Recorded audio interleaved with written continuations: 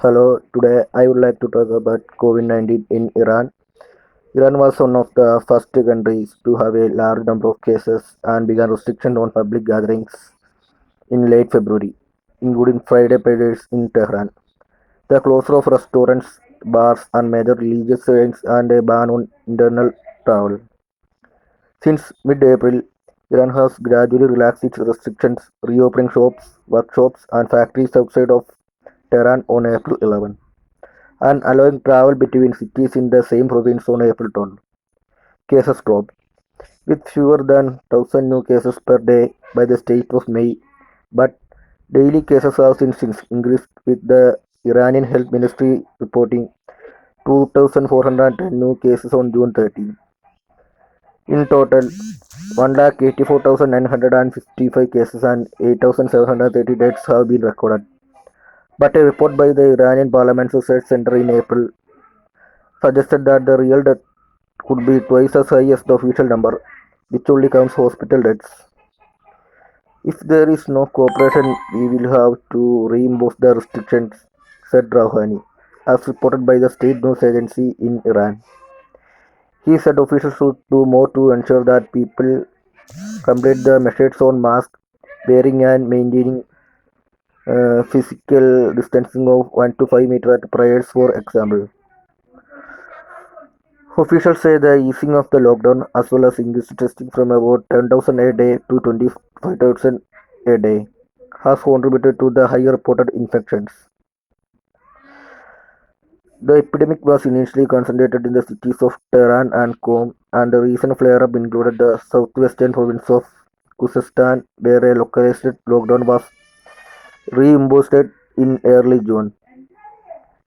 It's difficult to use terminology that's not well defined like a second wave. Christoph Himmelmann, who representative in Iran, he said increased testing had uncovered a greater number of cases in the wider community as opposed in the hospital, while the death rate remains roughly constant. Any increase in deaths would take several weeks to become apparent. He said 107 deaths were reported on June 14, the highest number in 2 months.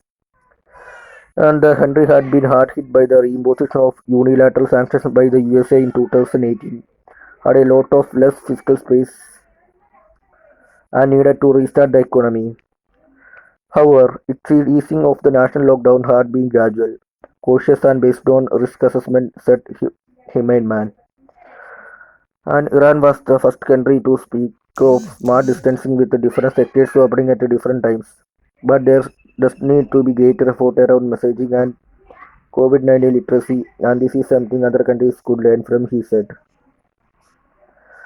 And the country's strong primary healthcare system was helping to create a system of contact tracing, while 70 million people out of a population of 80 million had registered with a government website aimed at tracking the spread of disease.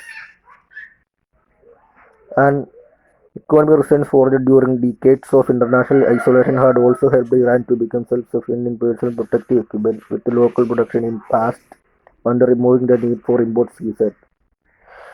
He also pointed to serological studies that showed the number of infected people was broadly in with other countries, notwithstanding known issues of accuracy around serological tests. Gurdas Danai, associate professor of COVID health at the Harvard T.H. Chan School of Public Health, also said the numbers seen in Iran did not diverge greatly from those reported elsewhere. But one of the biggest challenges was compliance with the health regulations. People get tired. Anecdotally, I hear that the lines at airports are back to normal and people are 6 feet away from each other. I'm sure people are not using masks properly and have a false sense of confidence, he said. Thank you.